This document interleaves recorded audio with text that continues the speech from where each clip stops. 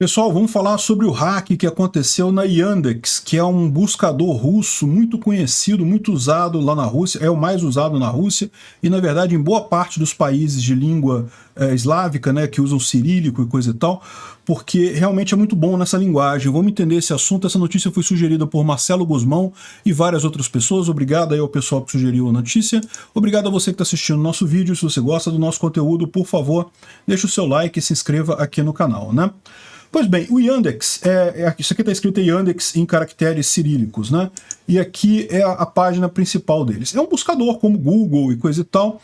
A página inicial deles era yandex.ru, mas depois eles mudaram para yandex.com. Então, embora seja uma empresa russa, funcionam hoje no mundo todo. E eu nunca usei o buscador deles, não. O buscador deles dizem que é muito bom para textos em cirílico e coisa e tal. Eu nunca usei. Agora eu uso muito o Translate deles. Tá? Eles têm uma página aqui de tradução que facilita muito, é muito boa para textos em cirílico, né? Tanto para ucraniano quanto para russo. Vocês sabem, eu faço uma cobertura todo dia da guerra na Ucrânia, lá no meu outro canal, no Ancapso. Então todo dia pela manhã eu solto um vídeo explicando como é que está a situação na guerra e coisa e tal. E muitas das fontes que eu uso acabam sendo em russo ou em ucraniano, né? Então, e eu não sei ler nenhuma dessas duas línguas, então eu uso muito esse sistema de tradução aqui, porque é muito melhor até do que o do Google, né? O que faz sentido, porque lá é o tipo de língua que eles lidam lá, né? Então eles têm realmente máquinas de tradução melhores. Agora, o que aconteceu com a Yandex, né? Vazou um repositório de todo o código-fonte dela. Então tem todo o código, a Search Engine, né? a máquina de busca, o robô de indexação, os mapas, ela tem também mapa, tudo que tem no Google. Tudo que tem no Google tem também na Yandex, né? É tipo uma versão do Google lá na Rússia, né? Com a vantagem, como eu falei, assim, a vantagem que ela tem é em termos de tratar melhor a língua, as línguas locais lá com caracteres em cirílico, né? Então, tem mapa, enfim, olha só, tudo aqui, ó. Todos os aplicativos da Yandex vazaram o código-fonte completo disso tudo, né? E tem também algumas API keys, ou seja, API keys, se você desenvolve um sistema, por exemplo, que vai falar com o YouTube ou vai falar com o Twitter, tipicamente você se faz um cadastro nessas plataformas e recebe uma API key, que é tipo uma chave de API, que é a sua identificação para você acessar essas APIs, como se fosse uma senha, né? Um usuário e senha para você usar esses serviços, né? Em alguns casos você tem que pagar por isso, outros é gratuito, e a maior parte é gratuita até um determinado nível, se você usar mais do que isso se torna pago, né? Enfim, então a API, você não quer divulgar a sua API, porque se outras pessoas começarem a usar a sua API, você vai ser responsabilizado pelo que elas fizerem e pode até ser cobrado por isso, né? Mas enfim, parece que pelo menos algumas APIs estavam lá e mais algumas credenciais de acesso a banco e coisa e tal.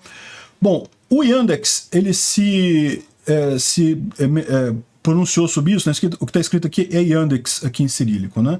Ele se pronunciou dizendo que, na verdade, não foi um hacking, não foi hackeado. O que aconteceu foi um ex-empregado. O ex-empregado fez uma cópia da base de código-fonte, ficou chateado com a empresa e resolveu divulgar tudo, né? E você pode falar assim, mas então não tem hack aí. Não, na verdade, isso aqui é um problema de segurança também. Essa questão do ex-empregado é uma questão que precisa ser tratada com muita seriedade, porque sim, ex-empregado, a maior parte é gente honesta, ninguém vai fazer isso, 99,9% das pessoas que trabalham com você são pessoas honestas, que quando forem mandadas embora vão sair, coisa e tal, vão ficar chateadas, podem ficar chateadas com você, mas não vão fazer nada demais. Agora, sempre tem aquele 0,01% que pode fazer esse tipo de coisa, né?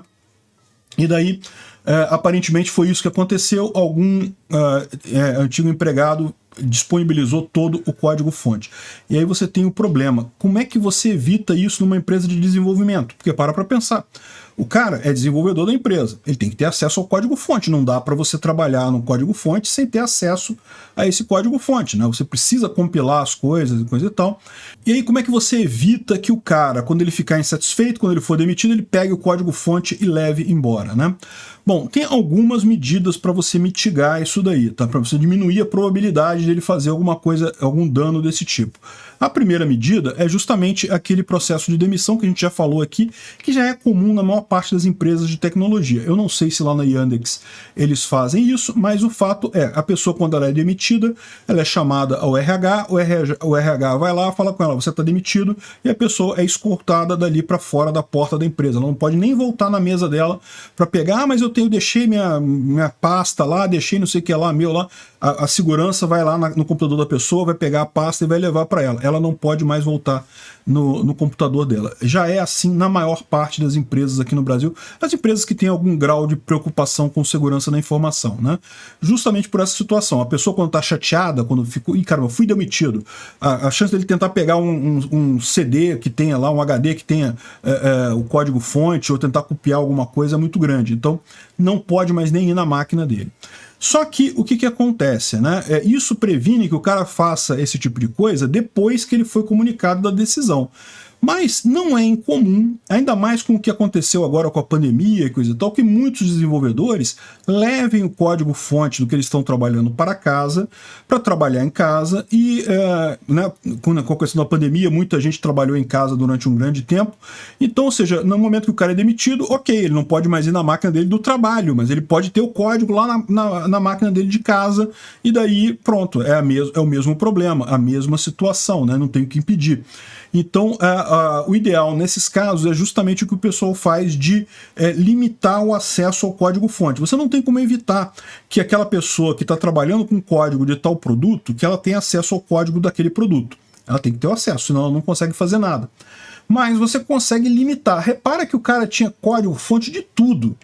Por mais que ele fosse um desenvolvedor muito sênior lá, muito importante dentro da empresa, é pouco provável que ele tivesse acesso a todos os produtos, que ele trabalhasse em todos os produtos. Ele provavelmente trabalhava em um produto só, né? Um desses produtos aqui, vamos dizer, sei lá, o Yander Taxi, que é o Uber deles lá, e ele trabalhava ali naquele produto, e só que isso é um erro que é comum, muita empresa eu já vi isso acontecer, empresas de desenvolvimento, até empresas de segurança da informação, em que a pessoa trabalha no produto A, mas ela tem acesso a todo o repositório de código-fonte da empresa, e daí ela pode, em tese, roubar todo o código-fonte de todos os produtos da empresa, né?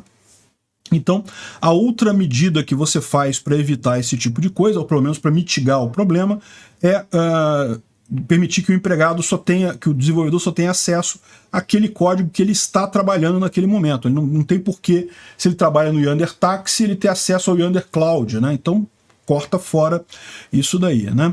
Enfim, outra coisa também que é importante notar é aquilo que eu já falei para vocês. Vazamento de código-fonte é muitas vezes menos crítico do que pode parecer, né?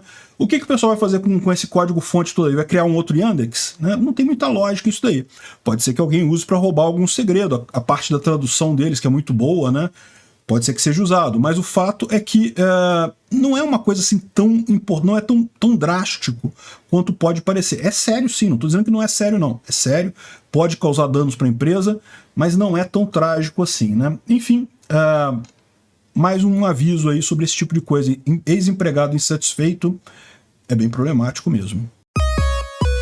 Se chegou até aqui e gostou do conteúdo, clique no like e se inscreva no canal. Isso me ajuda a ganhar relevância no YouTube e levar o tema da segurança no desenvolvimento de software a mais pessoas. Obrigado. Considere também clicar no sininho e pedir para ser notificado dos novos vídeos. Caso queira sugerir uma notícia para falarmos aqui, é só ir no nosso site https://safesource.com, safesrc.com e clicar em sugerir uma pauta, colocar o link da notícia ali. Agradeço a todos que nos ajudam a fazer esse programa.